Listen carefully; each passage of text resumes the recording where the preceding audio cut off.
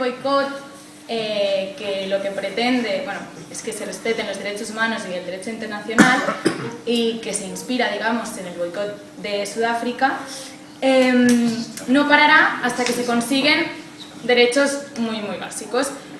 Son 3 de ellos los que se establecen como estratégicos. Ya, a todas las personas refugiadas de Palestina se les reconozca el derecho al retorno, el derecho al retorno, que se acabe el sistema de apartheid y de discriminación en Palestina y que también se desmantele el muro y todas las colonias que nos estaban explicando. Muchas gracias por la invitación. Junts no pretende desde luego conseguir la paz, pero deciros simplemente que somos una asociación donde participan personas judías y personas palestinas de aquí de Cataluña y que lo que compartimos es una visión de la situación. No hablamos de conflicto, del mal llamado conflicto, pero una visión de la situación, y para nosotros este conflicto no es ni étnico, ni entre 2 etnias, ni entre 2 religiones o 3 religiones, porque como sabéis también en Palestina hay cristianos. Entonces lo que compartimos es una visión política de una realidad colonial. Y es muy importante, y por eso estoy muy feliz de tener aquí a Decolonizer, ¿no? Porque decolonizar quiere decir empezar por entender que hay colonización, ¿no? Que el proyecto sionista, ahora tiene 150 años, es un proyecto de colonización de un territorio que históricamente se llama Palestina.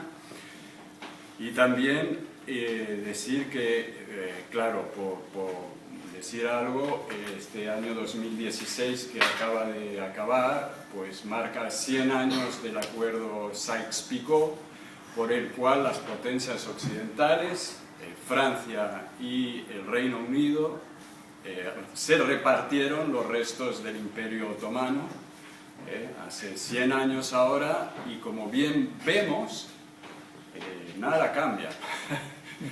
Todo cambia, pero nada cambia, ¿no? Seguimos ahí interviniendo en nombre de la paz y en nombre de la civilización occidental.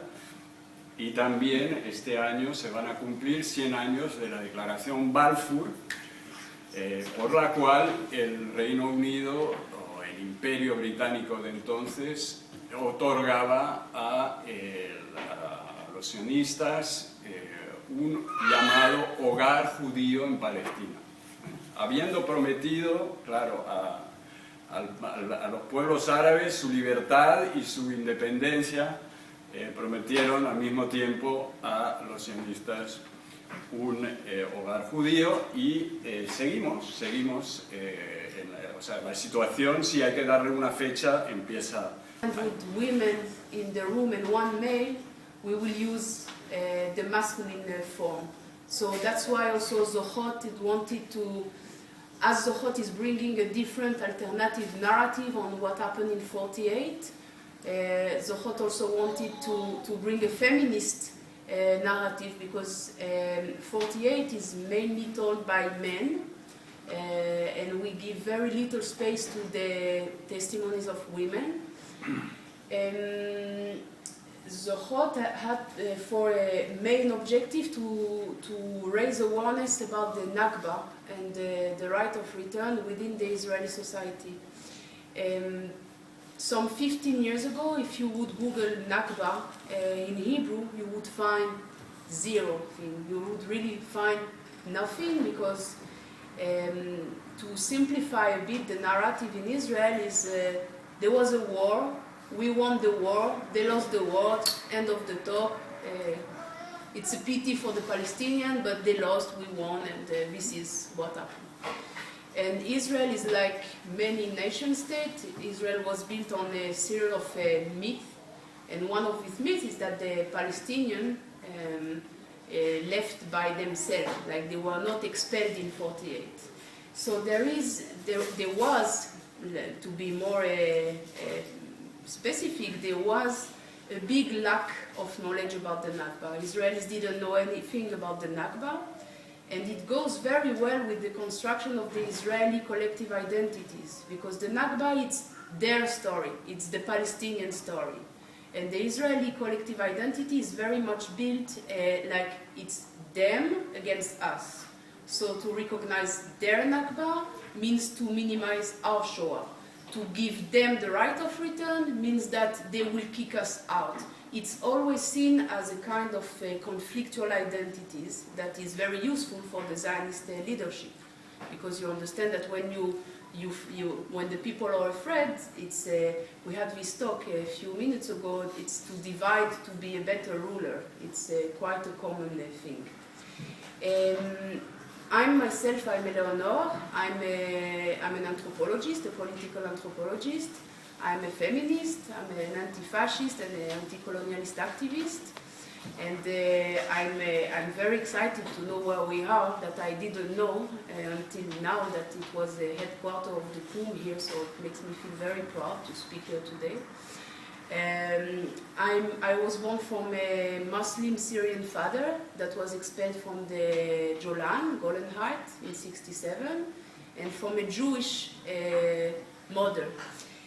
And contrary to Eitan, I didn't have to fight really my relatives, because my mother is a non-Zionist Jew. She never told us that we have anything to see with Israel. Israel was never something important in her Judaism. So very young, I was raised in a Judaism that has no connection with Zionism. So for me, it's not very weird to be an anti-Zionist Jew, because for me it's two things that are completely separate. The non-Jews can sometimes legally be part of it, but they will never be really citizens of a Jewish state. And this is why we work in Hebrew. We work within the Israeli society. We believe that there is still a lot of work of education to do. But we have a second target audience, let's say.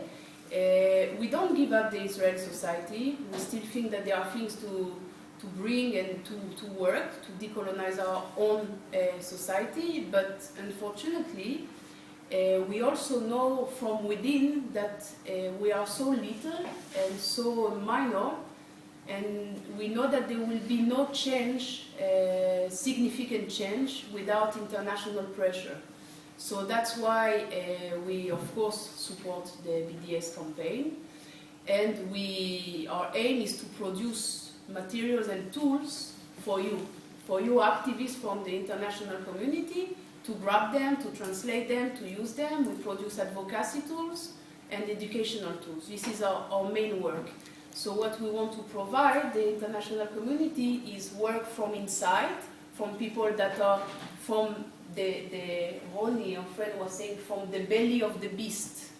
And to translate it also in English, in French. We work a lot with the French society. And Decolonizer was one of the first organizations that tried to look at this conflict, not as a conflict between Israeli and Palestinians.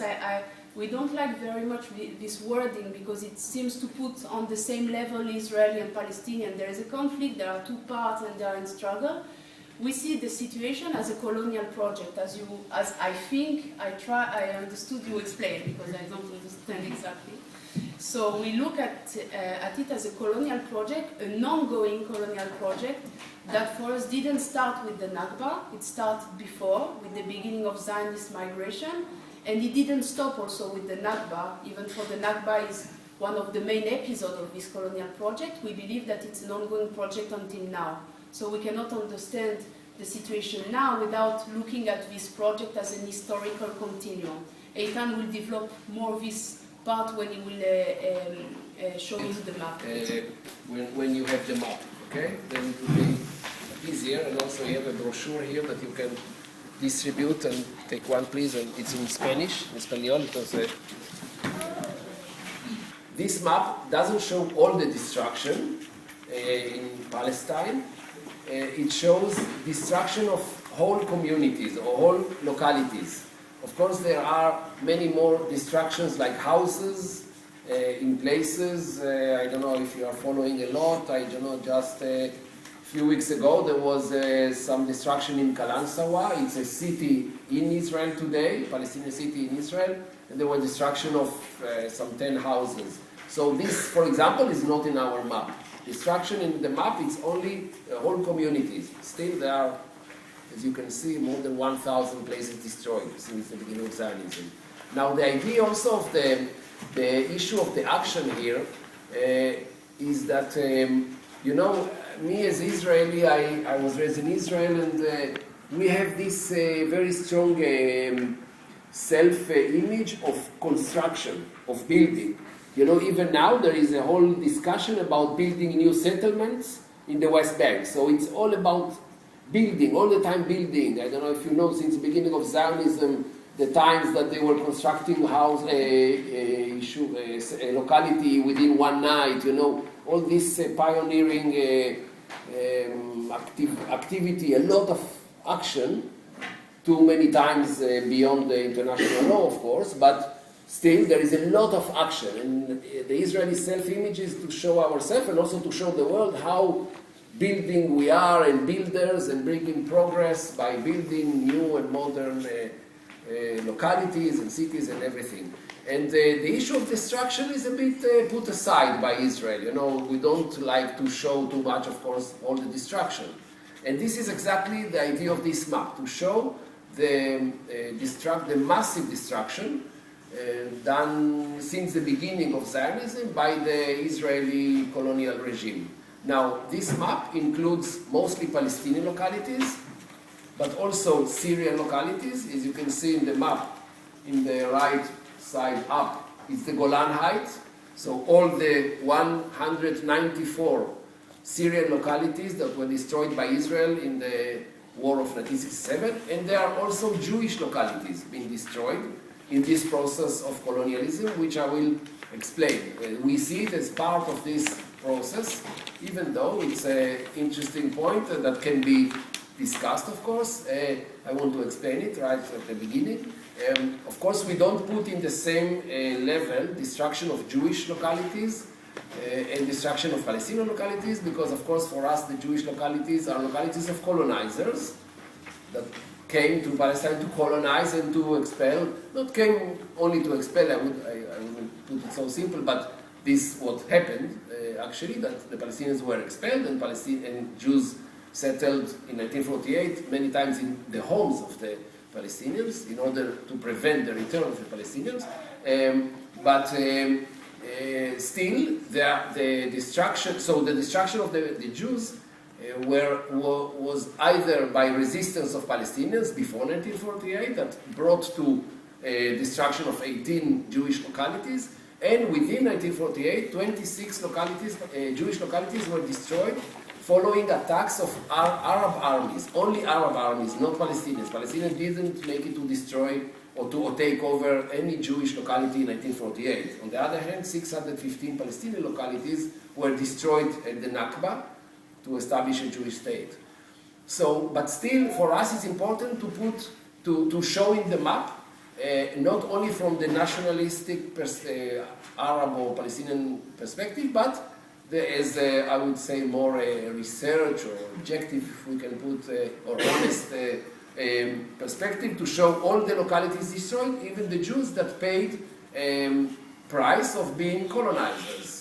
A sociological term that, you know, a village you have to have, by sociological, scientific, let's say, a cemetery and, I don't know, a certain number of people and a school or something. No, it doesn't matter for us. Some places that were even a police station, that people were working there and living there, and so on. And of course, in the Golan Heights, there were many farms, agricultural farms, not exactly a locality, a village. So we put them all in the map.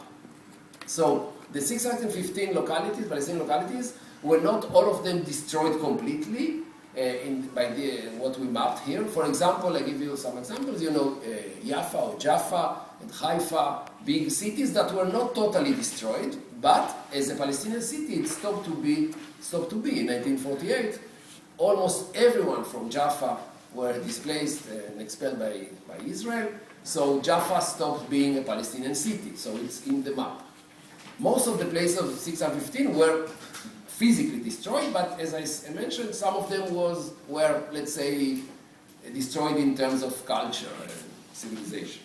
And then the 26 Jewish localities that were displaced, destroyed following attacks of the Arab armies that I mentioned already. I'm not going to repeat it. Maybe one comment to say that some of these localities were right after that rebuilt. Not all of them were destroyed and for a long time. Some of them were rebuilt right after that, because the Arab armies attacked in one place, they succeeded to take over and to destroy the place, but right after that they moved back. They didn't care to hold the place, and then the Jews returned and rebuilt it.